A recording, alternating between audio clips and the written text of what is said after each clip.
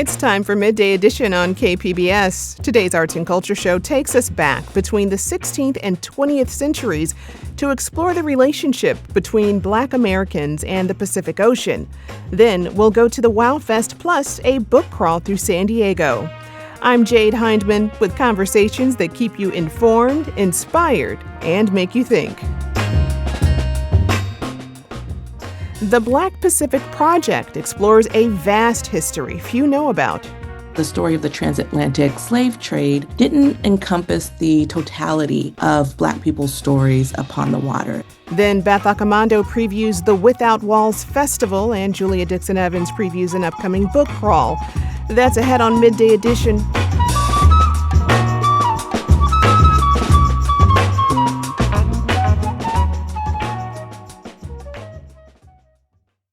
Black Americans' relationship to the Pacific Ocean between the 16th and 20th centuries is the focus of a new exhibit on display at the Central Library in downtown San Diego. It's called Take Me to the Water: Histories of the Black Pacific. The mind behind the project is Caroline Collins. She's an assistant professor of social and spatial justice at UC San Diego's Department of Urban Studies and Planning. Professor Collins, welcome to Midday Edition. Thanks so much for having me, Jade. So glad to have you here. Okay, so the 16th to 20th century is really a wide passage of time. Why was that period important to this exhibit? You're correct. It's a very wide passage. And there were times when I was in the archives when I would wonder to myself, why did I take on such a large scale of time? But it was really important for me to do so because I wanted visitors to walk away from the exhibit with an understanding of the broad scope of this story. I wanted them to know how long Black folks have had this sustained connection to the Pacific Ocean. And then also, I was really thinking about how large the ocean looms in public imagination. And often that period of time from the 16th century to the mid-20th century covers a lot of space about things like the Age of Sail or some of the battles that took place during World War II. These were very momentous times that I felt really shaped how we think about the ocean, in particular, the Pacific. Wow. In what ways did Black people connect to the water, specifically beyond the Atlantic slave trade? Well, I'm glad that you asked that qualifying question because that really is an important context to the show. I knew that generally when folks think about Black folks and ships, one type of ship generally came to mind, and that's the slave ship. And when they think about Black people's relationships to water and large bodies of water, the Atlantic Ocean often came to mind for really important and valid reasons. But I also knew that the story of the transatlantic slave trade didn't encompass the totality of Black people's stories upon the water, and that there were other bodies of water, namely the Pacific, that Black folks engaged with, and also other watercraft outside of the slave ship. And so Black people had really long sustaining ways that related to the ocean and to the Pacific. They were navigators and explorers and soldiers and sailors, often in colonial projects on Spanish and Portuguese ships. They also made livelihoods on the Pacific, fishing or whaling, and they worked on the waterfront docks, carrying cargo across the expanse of the ocean.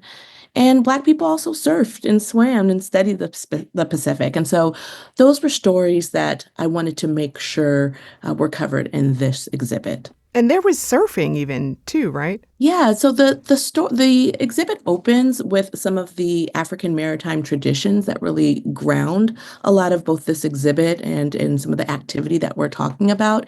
And it builds off of a lot of work that Dr. Kevin Dawson has conducted up at UC Merced, and also scholars like Jeffrey Bolster. So thinking about some of the aquatic activity that took place on the western coast of Africa, including surfing. Some of the first documented instances of surfing on the west west coast of Africa, happened in the 1600s in what's now Ghana.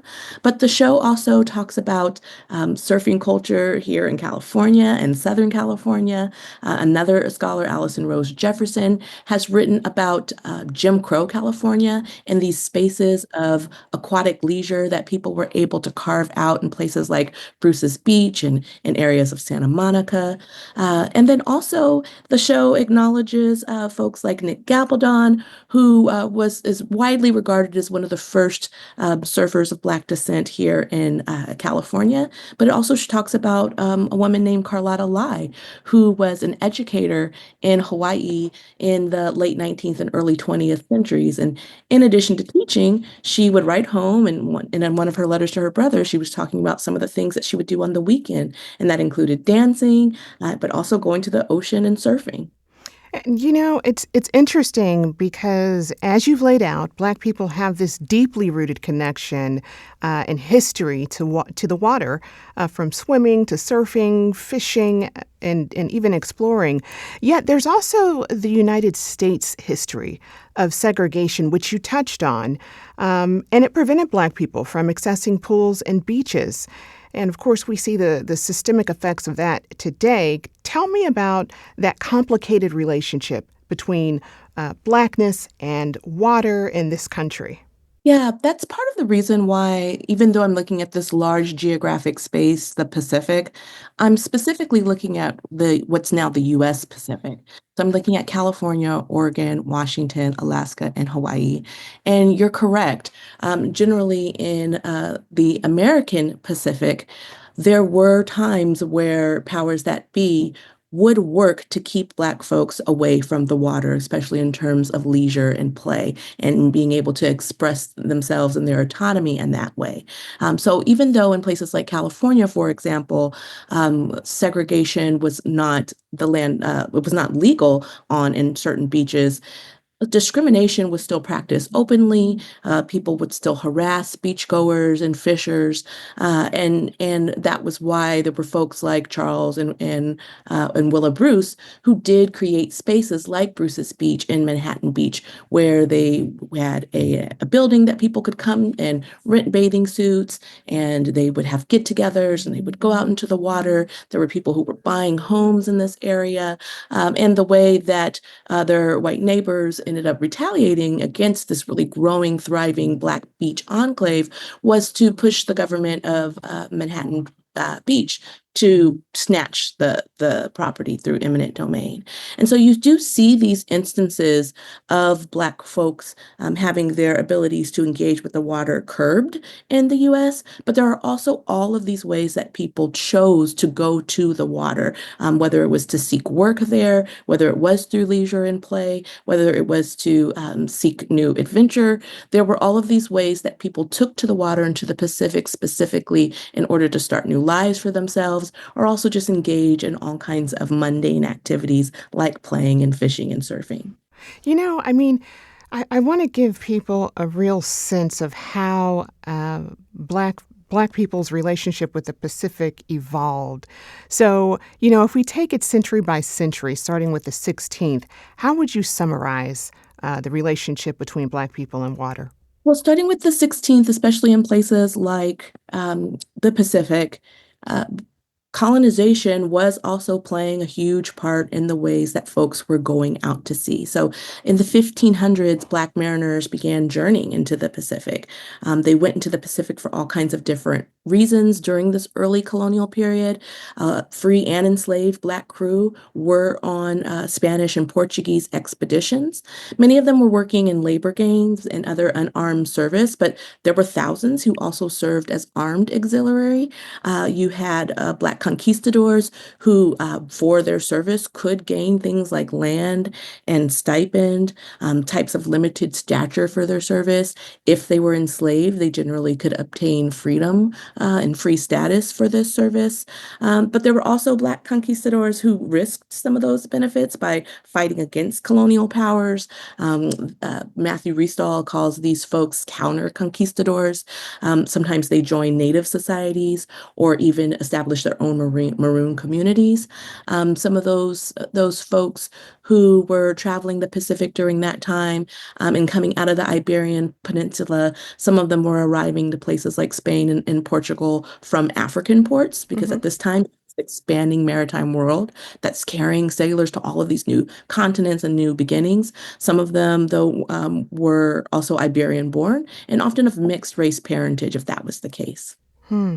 The counter conquistadors struck me, and it's one part of history a lot of people don't know about, and that is the relationship and even the trading between African explorers and indigenous people in what is now the U.S. So, what did you find out there? Yeah, one of the sub stories of the exhibit is thinking about how folks gained freedom by taking to the sea. And in that story, one of the people that I look at is Anthony Allen. And so he's an example of someone who ended up finding refuge in a native society of what's now the US Pacific. So he was born into slavery in New York in 1774. And when he was around 24, he fled bondage. He self-emancipated by taking to the sea. And at first, he was traveling all along the East Coast and in other points abroad. But he ended up settling in what he called at the time the Sandwich Islands, but the Kingdom of Hawaii around 1810. And so at that time, he was embraced by the people of the Kingdom of Hawaii. He became an advisor to Kamehameha the First. A high priest granted him about 6 acres of beachfront land in Waikiki, and he later writes about this story and how he ended up there and how he ended up with two Hawaiian wives, as was the customs, which what he says in this letter. He's actually writing to the son of his former enslaver who had heard about Allen and his exploits through missionary networks. And so Allen talks about how he operated these successful businesses. He ended up having a boarding house there on his land, as well as Honolulu's first hospital for American seamen. Hmm. And so his story is one that illustrates some of the ways that Black folks navigated the Pacific, including indigenous communities of the Pacific, at times, yes, being part and parcel of a lot of colonial activity that led to indigenous land and water dispossession, but also the times there were instances where these Black sailors and other folks going into the Pacific regions were finding refuge in indigenous societies as well. Wow. How does your work through this exhibit expand and even challenge our understanding of Black American history? I think that this story helps to expand and challenge our understandings of Black American history by looking to the West. So much of US history starts at the Eastern Seaboard, right? Again, for Mhm. important, valid reasons. But I think that there's all kinds of opportunities and questions and examinations that open up when we change our focus and expand our focus to also look at the Pacific Coast. And when we look at these ways that Black folks have engaged with the Pacific, we're able to, one, just get a broader, better, more accurate version of history and all of the different ways that Black folks have ended up here. We're able to move outside of not just the dominant transatlantic slave narrative, but also the Great Migration narrative, which is a very important narrative. It's how my own family ended up in California from the 1930s and 40s and early 50s. But we're also able to see the ways that Black folks were able to engage with other colonial projects, including Spanish California and Mexican California, and also with indigenous communities. And in doing that, we can start to have a broader understanding of race relations. So much of the way that traditional US forms of racial construction, the way we understand how race gets made in the US, is generally along the lines of this Black-white dichotomy, and we are not able to think about all of the more complex ways that people with Black skin have engaged in the world. And so this gives us an ability to kind of think past that concept as being our natural default and looking at other ways that Blackness has been made and understood in the past, and hopefully could be in the present and the future as well. I've been speaking with Caroline Collins. She's an assistant professor of social and spatial justice at UC San Diego's Department of Urban Studies and Planning. Her exhibit, Take Me to the Water, Histories of the Black Pacific, is on display now through May 18th at the San Diego Central Library. Professor Collins, thank you so much for your insight and for joining us today. Oh, thanks so much, Jade. It was a pleasure.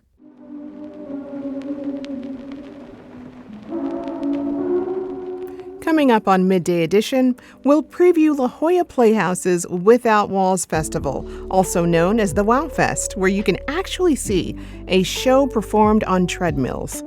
And while we run, we're going to try and serve some audience members a 3-course meal. We're going to try and submit a grant application live on stage with all the supporting documentation attached.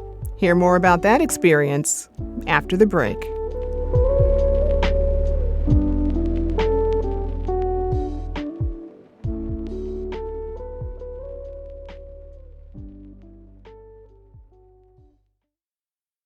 Welcome back to KPBS Midday Edition. I'm Jade Hindman. La Jolla Playhouse kicks off its annual WOW, or Without Walls Festival today. It's a 4-day celebration of immersive, interactive, and non-traditional theater from local, national, and international artists. And it's all on the campus of UC San Diego.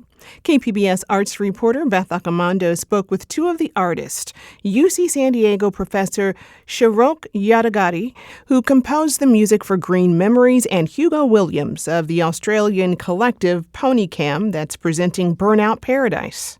Shirok, you wear many hats. You are a faculty member at the UC San Diego Department of Music. You are also the associate director of the Qualcomm Institute on campus.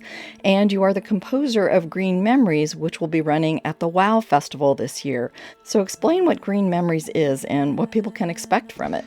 Green Memories is a surround experience. It's an immersive experience. When they come in, they'll come into our new space. This new space is equipped with 32 channels of audio, with 3 channels of video, so it's somewhat surround video. They'll come. Some people will have a chance to sit down and enjoy a very meditative, relaxed feel.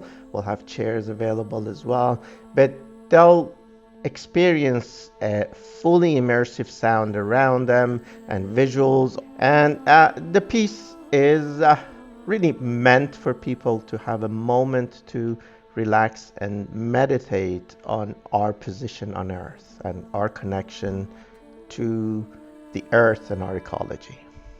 As you mentioned, it does have a very meditative feel, and it very much takes you out of all the kind of buzz and bustle of the world.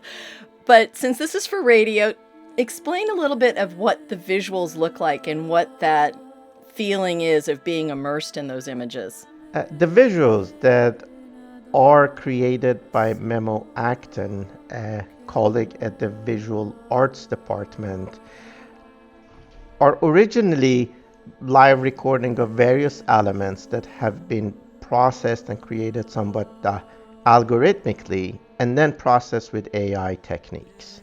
And some of these images are very slow moving waves, perhaps like water.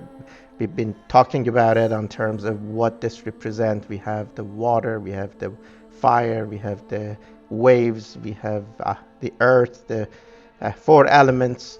And you'll see very slow moving graphics that come from real recordings. So at the same time, you can think of them as machine generated, while there are also very real, and you could connect to them as real life motions of various elements, and the visuals will move around them. And we talked about how this does have a sort of relaxation to it, but there is a poem within this piece that initially does not present itself in English, and it adds another layer of meaning, which is not quite as relaxing or calming as the visuals and the other sounds, the music.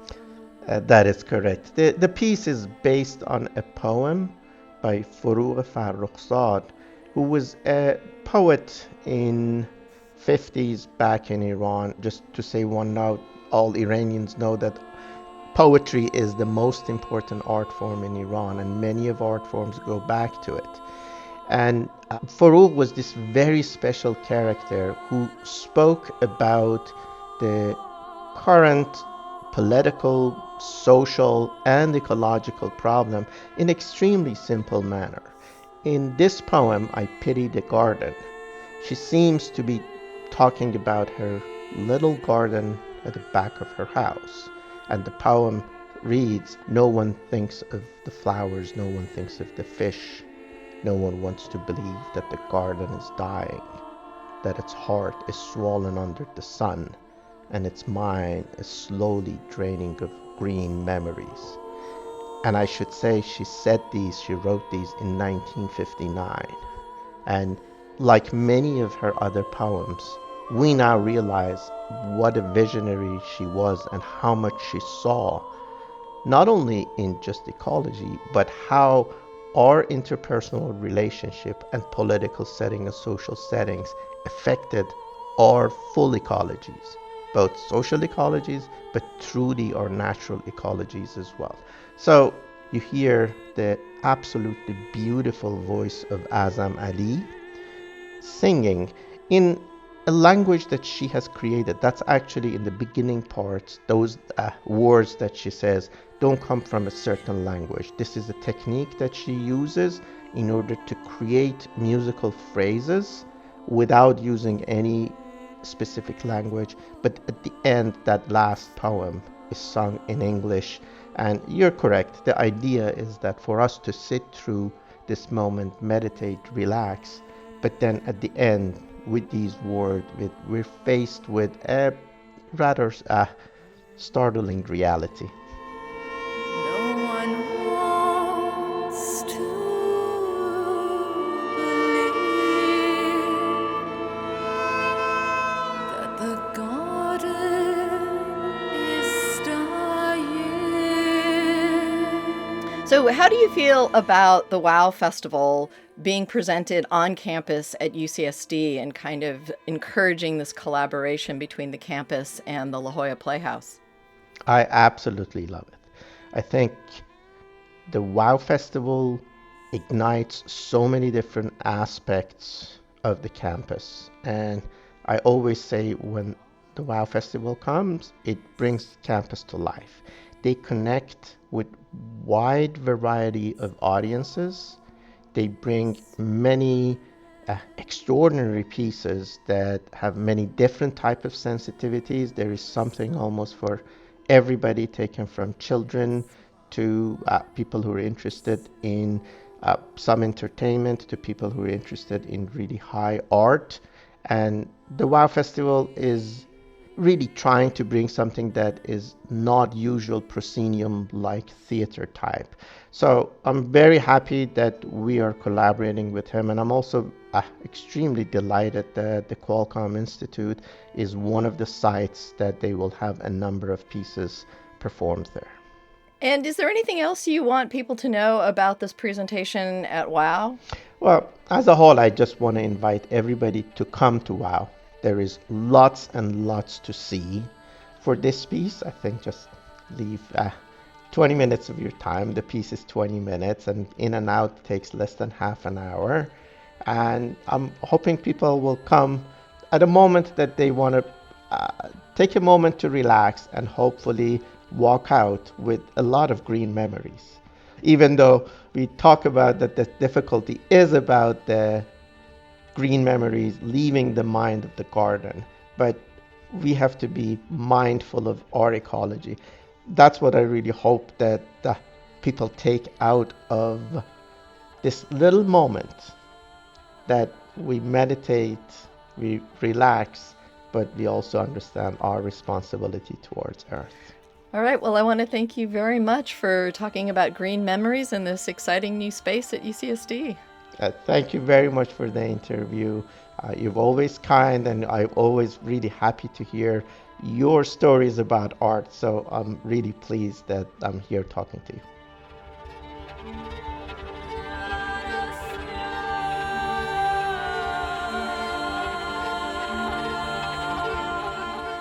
That was Shirok Yadagari, the creator and composer of Green Memories. Now I speak with Hugo Williams of the Australian collective Ponycam. Their show at the WOW Festival is Burnout Paradise. So I asked him to explain what the show's all about. This is a question I get more often than not, even in the back seats of taxis on the way to and from airports. It's a theater show or a performance, but unlike other shows where we pretend to be characters, we're mostly just ourselves. And we kind of set ourselves a challenge at the start of this show. And that challenge is that we're going to run on treadmills for about an hour. And while we run, we're going to try and serve some audience members a 3-course meal that we hand cook. Order up! We're going to try and submit a grant application live on stage with all the supporting documentation attached. Hey, those 2 people who called out about the volunteers before, would you be comfortable if I called you consultants? I can't even do a grant application off of a treadmill, so... Mate, it's ridiculous. It's the hardest task by an absolute mile. Just trying to get your brain to switch into like writing coherent sentences while running at like 8 miles an hour. It's just an enormously difficult thing for my brain to do.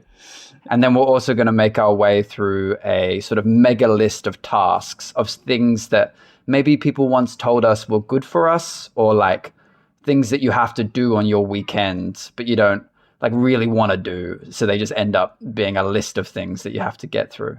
So we say we're going to do all of these things. And then also we say we also have to run a personal best running distance each show. And that's kind of the challenge that we set ourselves at the start. And if we fail to run the furthest we can run and do all those tasks, We will be offering out of our own pockets our audience ticket refunds. And give us a little background on PonyCam. of course. So we're 5 artists that met at college or university, where we did a theater degree. Since that time, we've been working for 5 years, and we make lots of different kind of performances, sometimes in theaters, but mostly we make performances in non-traditional spaces. So we make a work called Paradise Lots with teenagers in car parks.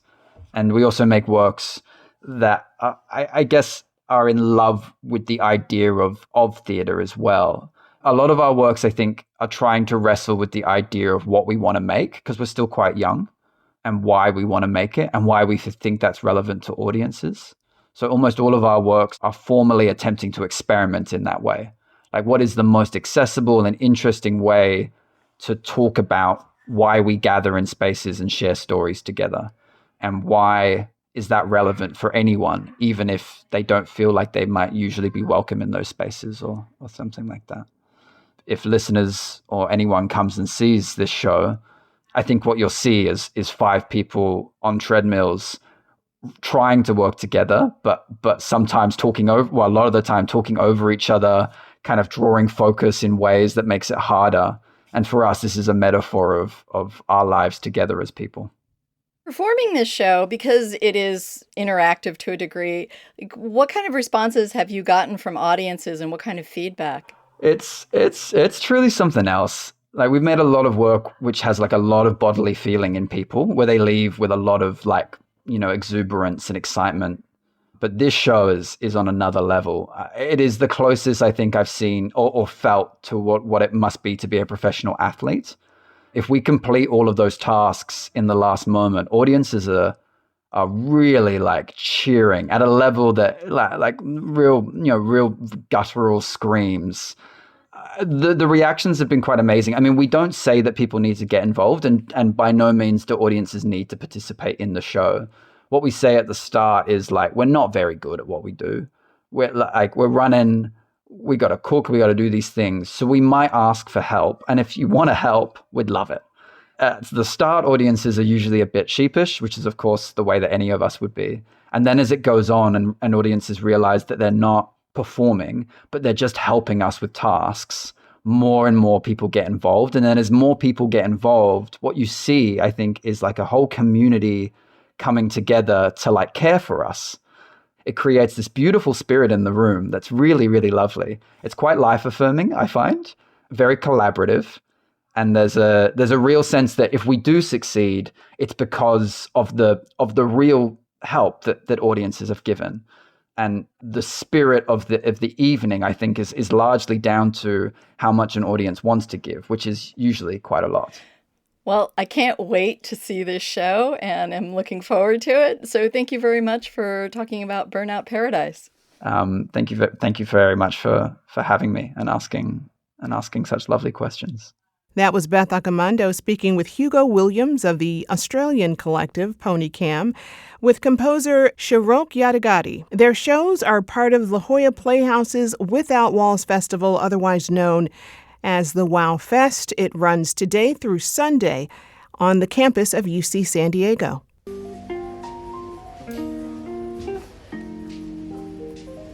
Still ahead, Julia Dixon Evans has a preview of this weekend's San Diego book crawl. It's like the best bookstore for that weekend, right? The whole city feels like the best bookstore. It's really lovely, and all ages and all that. It's great. KPBS Midday Edition is back after the break.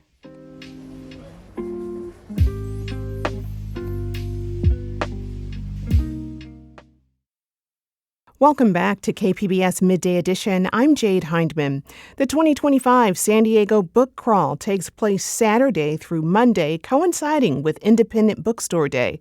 And you may be wondering how the book crawl works.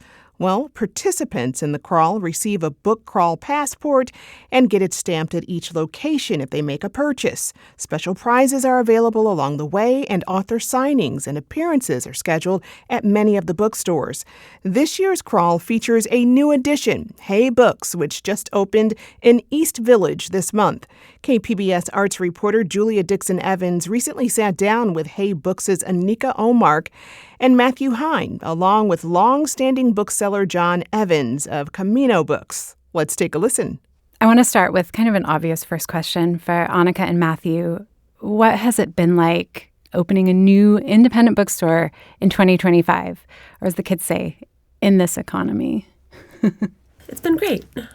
All of the other bookstores have been really supportive. We're kind of trying some new things. We're going to be a mix of used and new books, which is kind of exciting for us both because I have a background in used books and Matthew has a background in new books.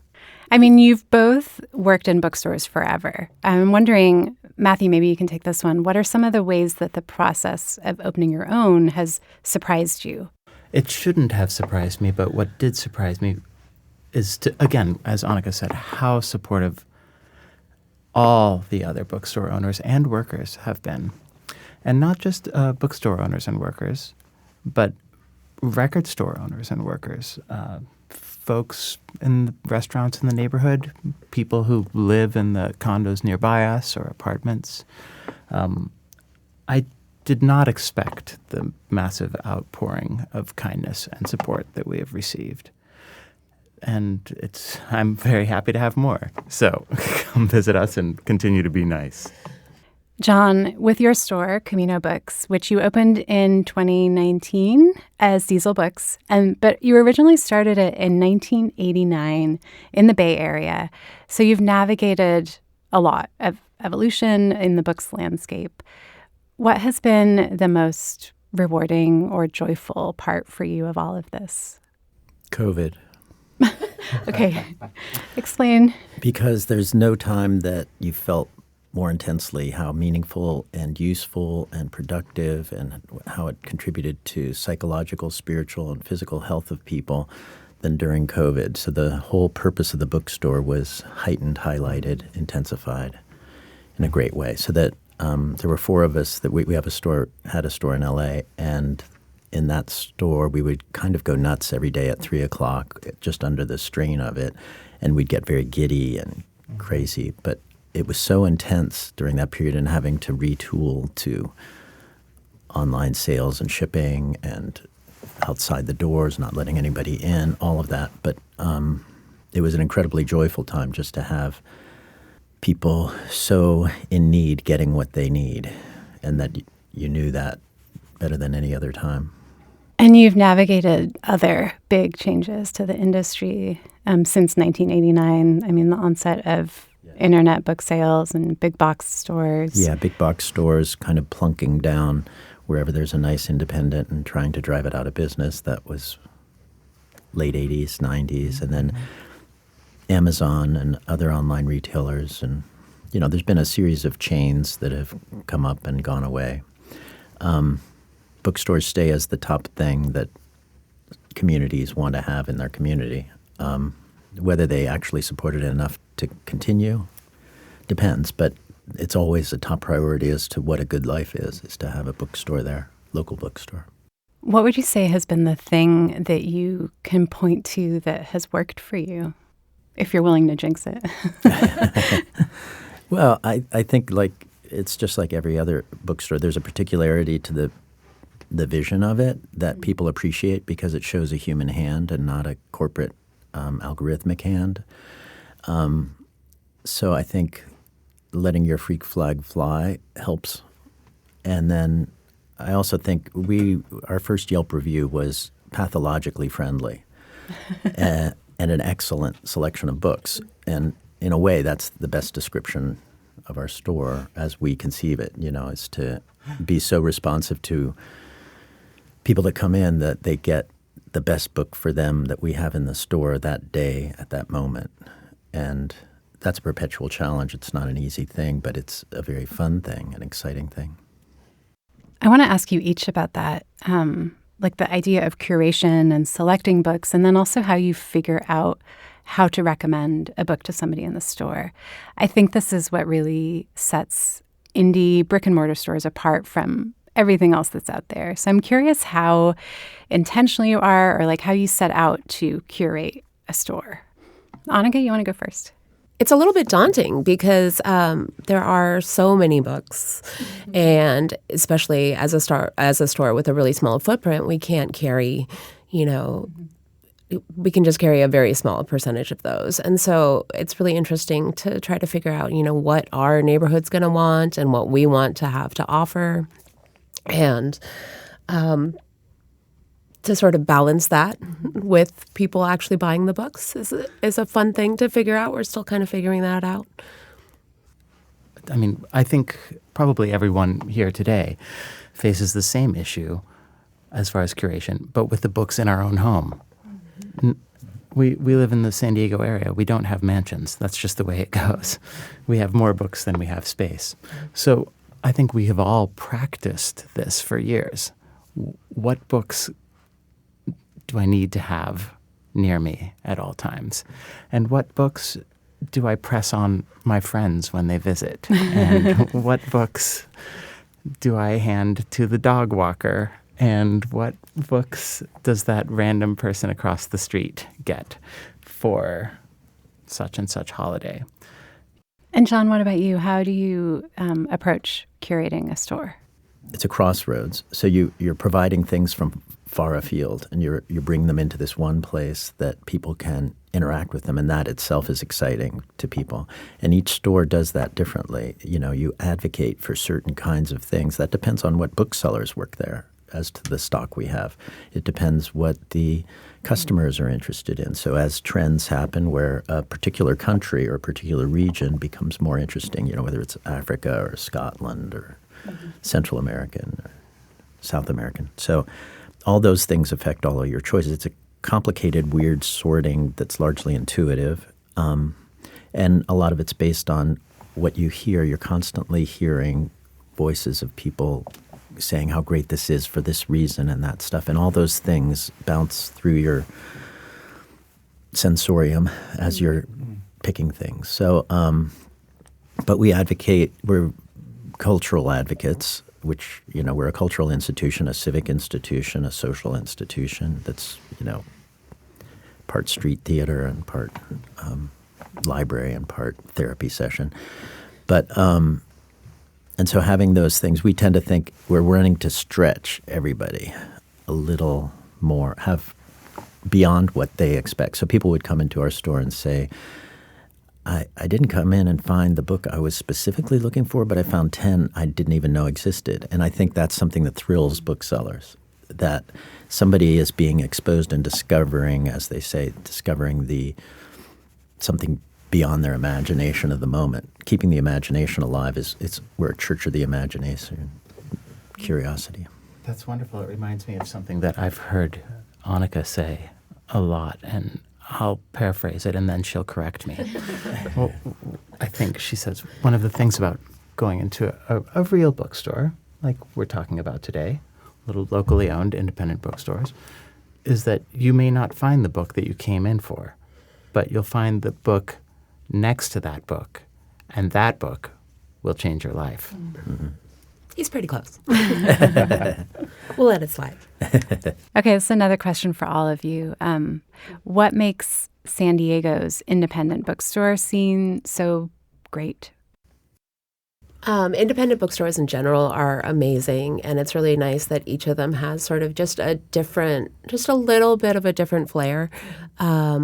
There's 14 that are going to be, 14 bookstores that are going to be on the Independent Bookstore a Day crawl in San Diego, and we each have just a little bit of a different view on things, a little bit of a different stock. No one can carry everything, but we each sort of bring something different to the table. When Annika and I worked at different bookstores. This was Verbatim and the book Catapult, right? Indeed. Yeah. And I thank you very much, Julia. I remember, we were, I think, according to the internet, 1.1 miles away from each other on a straight walk just down 30th. And it was pretty common for us to just say to a patron, hold on a second, I know someone who might have that book. I'm going to make a quick call. And we've done that as well with, obviously, Mysterious Galaxy focuses on what you might call speculative fiction or some mystery and sci-fi. Mm-hmm. And we're always happy to send people there because, as John said, nobody can have everything. I'm not going to list every store and all their specialties, but you get the general impression. It's so much easier when you can simply call someone and say, yeah. And chances are one of the bookstores in San Diego is going to have what you need in stock today. And so, spending 5 minutes and calling around and sending someone to another local bookstore is such a privilege here because we do have so many different bookstores. So it's really nice to be friendly and to, send customers on to other bookstores so that the money stays local and independent. What is your favorite part about the book crawl? I think the book crawl is great because it does force you out of your comfort zone. I mean, we all have our neighborhood bookstore that we love and the one that we go to every week. But this way, it really gets you to go out and sort of explore San Diego and see some different things, meet some new booksellers. And what are some of the special treats this year? Matthew, you want to take this one? Sure. Well, our friend John at Camino will be hosting this year's, I guess we call them ambassadors. Mm-hmm. And this year's book crawl ambassador is the good and the great Dave Eggers. And John, did you say that's going to be on Sunday at your place? Sunday at 10 o'clock, yeah. So he's behind McSweeney's and 826 Valencia, and this book, was it The Circle that was made into the movie? And so he has... he's taken over the front of our store because he's written 50 books. Yeah. That's crazy. But so he's coming, and he is, a force, and a force for good. And the thing that strikes me about the book crawl is that Independent Bookstore Days started, I think it came out of Green Apple as an idea in San Francisco. But the book crawl is its own thing down here, and there are other book crawls throughout the country, but in LA and in the Bay Area, Independent Bookstore Day is, a bigger than usual day. In San Diego, it's like Christmas. And I think part of that has to do, and you know San Diego better than I do, Annika, but I think it partially has to do with BookCon, Comic-Con. Because I feel like that idea of everybody going and doing this thing in a communal way, celebrating something. And I love that because I like the idea that books are in no sense elitist. The books are in no sense, there's no snobbishness. That's one of the reasons open up bookstores. No aloof, pathologically friendly. Books are for everybody. Yeah, and so that gets celebrated to the max in San Diego. I mean, it's just...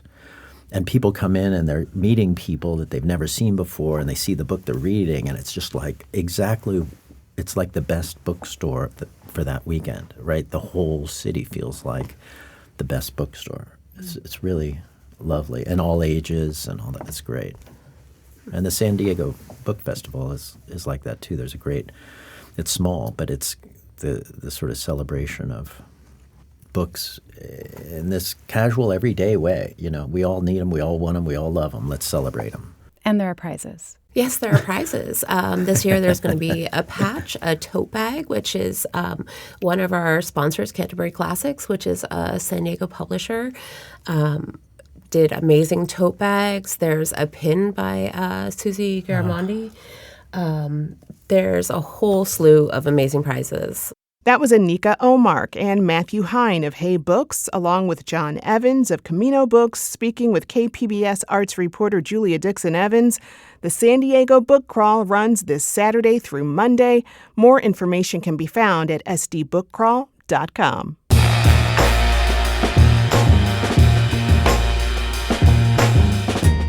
That's our show for today. I'm your host, Jade Hindman. Thanks for tuning in to Midday Edition. Be sure to have a great day on purpose, everyone.